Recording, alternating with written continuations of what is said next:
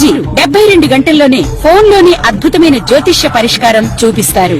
నమ్మండి నమ్మకపోండి, ఇది నిజం. శ్మశాన కాళి రుద్ర చౌడీదేవి ఆరాధకులు నంబర్ 1 వశీకరణ స్పెషలిస్ట్. గురూజీ మనిషి పుట్టుక నుండి చనిపోయే వరకు వచ్చే అన్ని క్లిష్టమైన సమస్యలకు పరిష్కారం ఇక్కడ లభిస్తుంది. విద్య, ఉద్యోగం, వ్యవహారం, స్త్రీ ప్రేమ, పెళ్లి, సంతానం, స్త్రీ పురుష వశీకరణం, భూవశం, భార్యాభర్తల కలహాలు, కోర్టు సమస్యలు, విడాకుల సమస్యలు, చేతబడి, అప్పుల బాధ, ఇంకా మీకు ఎలాంటి సమస్యలు ఉన్నా 72 గంటల్లోనే శాశ్వత శ్రీమాత్రే నమః. శ్రీ గురుభ్యో నమః. ఈ ఆగస్టు నెలలో ఈ యొక్క శుక్రుడు మరియు గురుగ్రహ కలయిక, దీనిని భార్గవ బృహస్పతి యోగం అని అంటారు. వాస్తవంగా బృహస్పతి దేవతలందరికీ కూడా గురువు, భార్గవుడు అంటే శుక్రుడు రాక్షసులందరికీ గురువు. కానీ శుక్రుడు కళలు, కళాత్మకత, కోరికలు, వీటన్నిటికీ ప్రతీతి.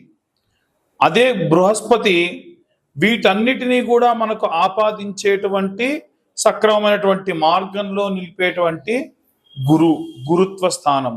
దేవతలందరికీ కూడా గురువుగారుగా ఉండబట్టి గురువుగారు అని చెప్పి గురుగ్రహం చేశారు. కానీ వాస్తవంగా ఆయన పేరు బృహస్పతి.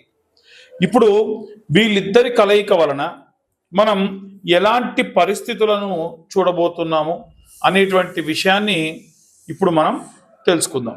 ధనుసు రాశి వారికి 7వ స్థానం నందు గురు శుక్రుల యొక్క కలయిక ఉంది. ఇది అంత శ్రేయస్కరం కాదు. అదేంటండి, ప్రతి ఒక్కళ్ళ దాంట్లో ఏదైనా టాపిక్ చేంజెస్ శ్రేయస్కరం కాదని చెప్తున్నారంటే, గురు శుక్రులు వక్రంలో ఉన్నారు. వాళ్ళిద్దరి కలయిక మంచిదే, వాళ్ళు కలిసేటువంటి చోటు మంచిదే, కానీ వాళ్ళిద్దరి ఆరోగ్యం బాగాలేకుండా ఉంటే పరిస్థితి ఏమిటి? ఉదాహరణకు మీ యొక్క తల్లిదండ్రులు ఉన్నారు, వాళ్ళిద్దరు కూడా మీ అత్తగారింటికి వెళ్ళారు, వాళ్ళిద్దరి ఆరోగ్యం అక్కడ బాగాలేదు. మీ ఇంట్లో ఉన్నంత ప్రశాంతంగా అక్కడ ఉంటారా? మీకు ఇక్కడ ఇంత బాగా జరుగుతుందో అక్కడ అంత బాగా జరుగుతుందా? ఇలాంటి వాటికి ఆన్సర్ క్వశ్చన్ మార్కే ఉంటుంది. జరగచ్చు, జరగకపోవచ్చు. మీరే ఉన్నారు, మీ అత్తగారింటికి వెళ్తే మీరు ప్రశాంతంగా ఉండగలరా? లేదు మీ స్నేహితుడింటికి వెళ్తే ప్రశాంతంగా ఉండగలరా? లేదు ఏదైనా టూర్కి వెళ్ళారనుకోండి, టూర్కి వెళ్తే ప్రశాంతంగా ఉండగలరా? మీ భార్యాభర్తలు ఇద్దరి మధ్యలో కూడా విపరీతంగా గొడవలు రావచ్చు. ఎప్పుడు కూడా 7వ స్థానంలో శుక్రుడు మంచిది, కానీ ఆయన ఉన్న ప్లేస్ ఏంటి, అది వక్రంలో ఉంటే మంచిది కాదు. బృహస్పతి గ్రహం కూడా 7మంలో ఉంటే మీ భార్య నుండి మీరు ఎడ్యుకేట్ అవుతారు. కానీ ఎడ్యుకేట్ అవ్వడం కూడా ఎలా అంటే, ప్రశాంత చిత్తంతో మాట్లాడితే బాగానే ఉంటుంది. మీకు ఏదైనా చెప్పాలంటే గట్టిగా కసిరిచ్చి చెబితే, అసలు మిమ్మల్ని ఎదిరించి మాట్లాడి నీకు అసలు ఏం తెలియదు, ఇలా అయితే బాగుంటావు, ఇలా అయితే బాగుండదు గట్టిగా చెబితే ఎంత మనస్సు బాధ చెందుతుంది. మీరు ఒకవేళ మీ భార్యని ఏం అనకపోయినా, దీనివల్ల నాకు ఎప్పుడు ప్రశాంతత లేదు, లేదు మీ భర్త మీకు చెప్పడం అలా చెప్తే, అసలు వీడి వల్ల నాకు ఎప్పుడు సుఖం లేదు, ఎప్పుడు ఏదో గొడవ పడతానే ఉంటాడు, అసలు నా జీవితం ఎందుకు, అసలు ఎప్పుడు ఇలాగే ఉంటుందా అన్న భావజాలం అనేది మీకు విపరీతంగా ఏర్పడుతుంది. ఎప్పుడు కూడా మీ యొక్క మ్యారిటికల్ లైఫ్, పార్ట్నర్షిప్స్ అంతే, మీరు ఏదైనా పార్ట్నర్గా ఎవరైనా బిజినెస్లో ఉంటే కూడా అంత శ్రేయస్కరం కాదు. ఈ టైంలో మీరు పార్ట్నర్షిప్ బ్రేక్ చేద్దాం అనుకున్నా కరెక్ట్ కాదు. చాలా మంది డైవర్స్లోకి వెళ్తూ ఉంటారు, చాలా మంది పార్ట్నర్షిప్ వ్యాపారాల నుంచి బయటకు వద్దామని చూస్తారు. టైం బాగాలేనప్పుడు ఎప్పుడు బయటికి రాకూడదండి. టైం బాగాలేదు, ఇనిషియల్ స్టేజ్లో ఉందంటే ఓకే, నిండా మునిగిన తర్వాత బయటకు వచ్చేం లాభం, ఇంకా నష్టపోతారు. కొంచెం ఓపిక పట్టి మీ జీవితాన్ని అద్భుతంగా మీరు ఇంకా సరి చేసుకోవచ్చు అనేది నా ఉద్దేశం. ఇలాంటి ఇబ్బందులు లేకుండా ఉండాలి, దానివల్ల ఎలాంటి మంత్రం చదువుకోవాలి, ఎలాంటి రెమెడీస్ తీసుకోవాలనే విషయాన్ని ఇప్పుడు మనం తెలుసుకుందాం. మనకు ఉన్నటువంటి సమాజంలో ఉన్నటువంటి అన్ని విభజనగా చేసుకుంటే, చిన్నపిల్లల దగ్గర నుండి వృద్ధాప్యంలో ఉన్న వాళ్ళ వరకు కూడా చాలా రకాలైనటువంటి వాళ్ళు ఉంటారు. పిల్లలు, గృహిణులు, వర్కింగ్ ఉమెన్స్, అలాగే ఏవైనా సరే వ్యాపారం చేసేటువంటి వాళ్ళు, చిన్న స్థాయి నుండి పెద్ద స్థాయి వరకు, అలాగే ఉద్యోగస్తులు, అలాగే రాజకీయ నాయకులు, అలాగే సినిమా రంగాల వాళ్ళు, రైతులు, కుల వృత్తులు చేసేవాళ్ళు, అందరూ వీళ్ళు వాళ్ళని కాకుండా అందరూ కూడా చేయవలసినటువంటి ఒక అద్భుతమైన రెమెడీస్ 2 చెప్తాను ఈ రోజున. ఈ 2 విభాగం అంటే బృహస్పతికి సంబంధించిన రెమెడీ ఒకటి, ఇంకొకటి శుక్రాచార్యుడికి సంబంధించిన రెమెడీ ఒకటి. గురువారము శుక్రవారము ఈ నెల రోజుల పాటు కూడా మీరు ఈ రెమెడీని పాటించడం వల్ల విశేషమైన సత్ఫలితాలు పొందవచ్చు. ఇంతకేంటా రెమెడీ అంటే, ముఖ్యంగా బృహస్పతి దేనికంటే పిల్లలు మాట వినట్లేదు, చదవట్లేదు, చదివితే ఉద్యోగం రావట్లేదు, ఉద్యోగం వస్తే పెళ్ళవట్లేదు, పెళ్ళైతే పిల్లలు అవ్వట్లేదు, పిల్లలైతే వాళ్ళకు పిల్లలు కావట్లేదు, ఏ కారణమైనా సరే తల్లి కానీ తండ్రి కానీ ఎవరైనా చేయొచ్చు. ఎందుకంటే బృహస్పతి మంత్రంలోనే ఉంది, గురు అరిష్టేతు సంప్రాప్తే గురు పూజాంచ కారయేత్ గురు ధ్యానం ప్రవక్ష్యామి పుత్రపీడోపశాంతయే. ఇప్పుడు నేను చెప్పిన మంత్రాన్ని మీరు ఇలాగే బృహస్పతి దగ్గర చెప్పొచ్చు. ఏమని చెప్పాలంటే, గురు అరిష్టేతు సంప్రాప్తే గురు పూజాంచ కారయేత్ గురు ధ్యానం ప్రవక్ష్యామి పుత్రపీడోపశాంతయే. ఇప్పుడు నేను చెప్పేటువంటి ఈ మంత్రము పిల్లలు ఉన్నవాళ్ళే కాదండి, పిల్లల కోసం ఎదురు చూస్తున్న వాళ్ళు కూడా చేయొచ్చు. సంతానం లేదండి మాకు, సంతానం కావాలి అన్న వాళ్ళు చేయొచ్చు. సంతానం ఉండి సంతానం బాగా మొండి చేస్తున్నారు, మాట వినట్లేదు అన్న వాళ్ళు చేయొచ్చు. నా పిల్లలు చాలా బాగా నా మాట వింటారు కానీ వాళ్ళ జాతక రీత్యా ఉన్న ఎన్నో ఇబ్బంది పెడుతున్నాయి అని కూడా మీరు అన్నవాళ్ళు కూడా ఈ యొక్క రెమెడీ చేయొచ్చు. ఏమిటది అని అంటే, 110 శనగలు తీసుకోండి. ఎన్ని? 110 కరెక్ట్గా వేయించుకోండి శనగల్ని. అది కూడా వీలైతే కొంచెం దొడ్డు శనగలు తీసుకోండి. 110 శనగలు సపరేట్గా, ఒక పిరికెడు శనగలు సపరేట్గా నానబెట్టండి. ఈ 110 శనగలు కూడా ఒక సూదిలోకి ఎర్రది కానీ ఆకుపచ్చ రంగు కానీ లేదా పసుపు రంగు వర్ణం కానీ ఆరెంజ్ రంగులో ఉన్నటువంటివి కానీ దారం తీసుకొని ఈ నానబెట్టిన శనగలన్నీ కూడా బుధవారం రోజు రాత్రి పూట స్నానం చేసి నానబెట్టాలి. పెట్టేసి మరుసటి రోజు ఉదయం 6 గంటల లోపే నిద్రలేచి స్నానం చేసుకొని తలస్నానం చేసుకొని జడలాంటి వేసుకోకుండా చివరన ముడి వేసుకొని ఈ సూది దారం అంతా కూడా విరబూసుకోవద్దు, చుట్టూని ముడి వేసుకొని ఈ సూది దారంలోకి ఈ సూదిని ఆ శనగల్లో గుచ్చేసి అలా 110 శనగలు కూర్చండి. ఒక మంచి దండలా అవుతుంది కదా, దాన్ని ముడి వేసి పక్కకు పెట్టండి. ఈ నానబెట్టిన శనగలన్నీ కూడా ఒక గోల్డెన్ కలర్ క్లాత్, ఇంత చిన్నదైనా సరే సరిపోతుంది, పసుపు పచ్చ అయినా సరే లేదా గోల్డెన్ కలర్లో ఉన్నటువంటిది అంటే స్వర్ణ వర్ణంలో ఉన్నదైనా సరే. ఎందుకంటే ఆయన మంత్రంలోనే ఉంటుంది, స్వర్ణ వర్ణం, స్వర్ణ గంధం, స్వర్ణ పుష్పం, స్వర్ణ మాల్యాంబరధరం, స్వర్ణ ఛత్ర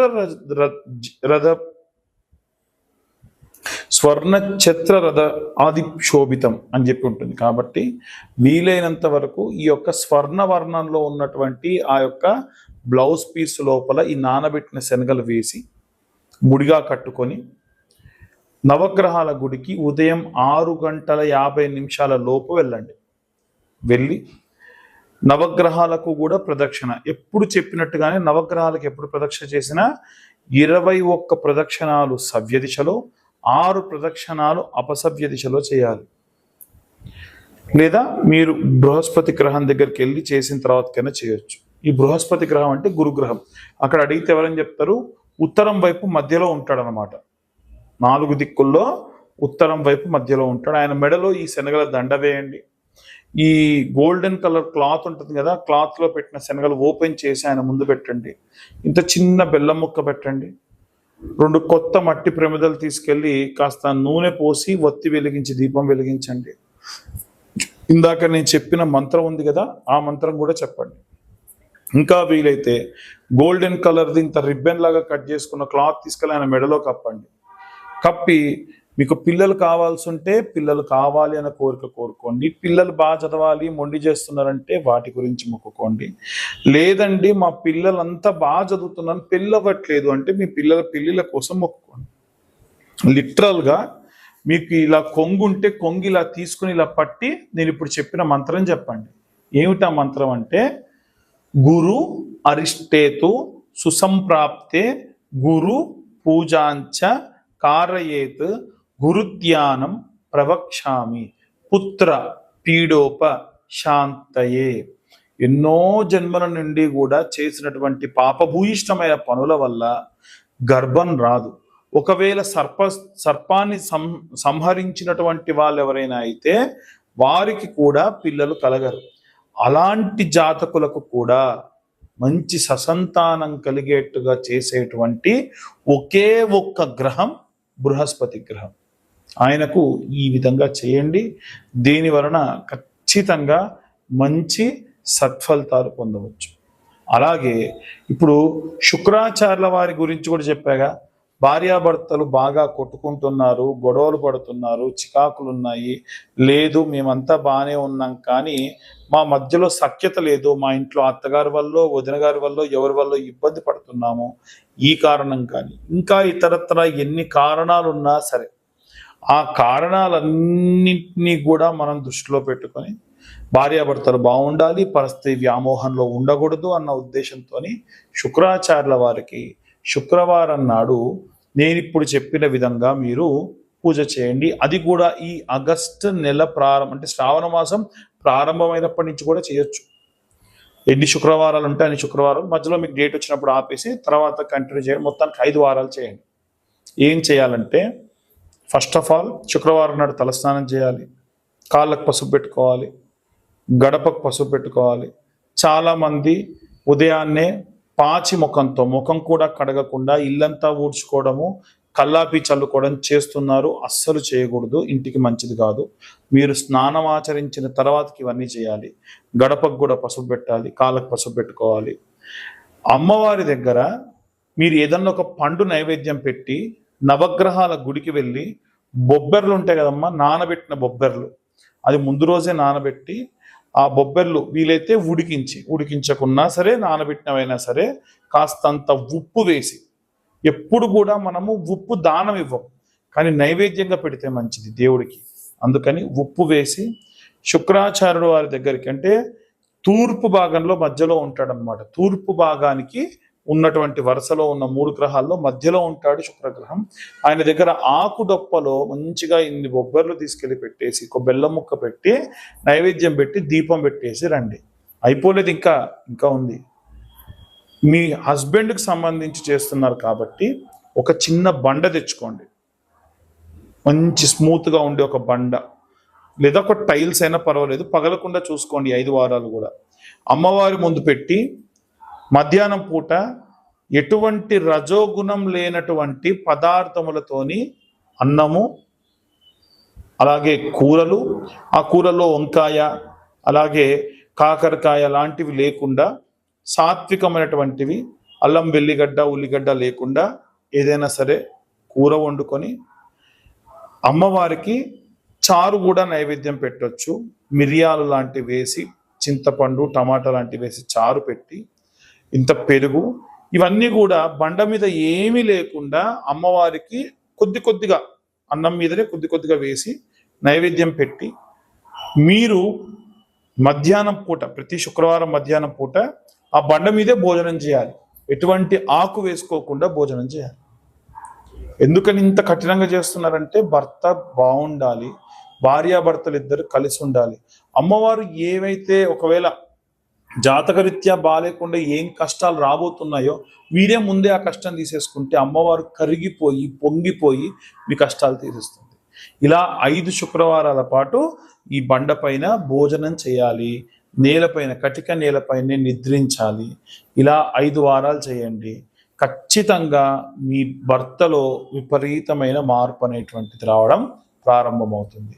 ఇవన్నీ కూడా గోచార రీత్యా చెప్పేటువంటి విషయంలో మాత్రమే. పూర్తిగా మీ జాతకం విశ్లేషణగా కావాలి అని అంటే 2025 రూపాయలు కడితే పూర్తిగా మీ జాతకాన్ని 60-70 పేజీల్లో మీకు అందించడం జరుగుతుంది. తరువాతకి ఎవరైతే ఈ జాతకం చెప్పించుకుంటారో వాళ్ళు ఈ కరుంగలి మాల వాళ్ళకి ఉచితంగా ఇవ్వడం జరుగుతుంది. అయితే ఈ కరుంగలి మాల కూడా మేము రుద్ర హోమంలో పెట్టి ఇచ్చేటువంటివి. ఆ రుద్ర హోమానికి సంబంధించి వీడియో కూడా మీకు పంపిస్తాము. అందుకని వీలైనంత వరకు ఈ మాల ధరించడం మంచిది. ఎందుకు ఉచితంగా ఇస్తున్నారు? ఈ మాల ధరని బయట చూస్తే 1500-2000 ఉంది కదా అంటే అవునండి ఉంది. ఎందుకు ఇస్తున్నానంటే మన ఛానల్ సబ్స్క్రైబర్స్కి మాత్రమే ఇస్తున్నాము. ఎవరైతే ఈ వీడియో చూస్తున్నారో వాళ్ళు నాకు ఈ వీడియోని పంపించి మీరు అడగండి, అయ్యా మీ వీడియో చూసాం పంపిస్తున్నాం, నాకు ఈ యొక్క జ్వాలాముఖి మాల కావాలి అని. ఈ జ్వాలాముఖి మాల అంత విశేషమైనటువంటిది.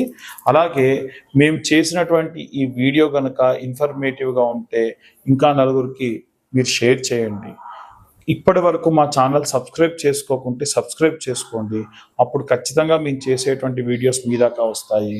అలాగే మీకు ఈ వీడియో కనుక నచ్చితే లైక్ చేయండి, ఇంకొంతమందికి షేర్ చేయండి. సర్వే జనా సుఖినో భవంతు. స్వస్తి.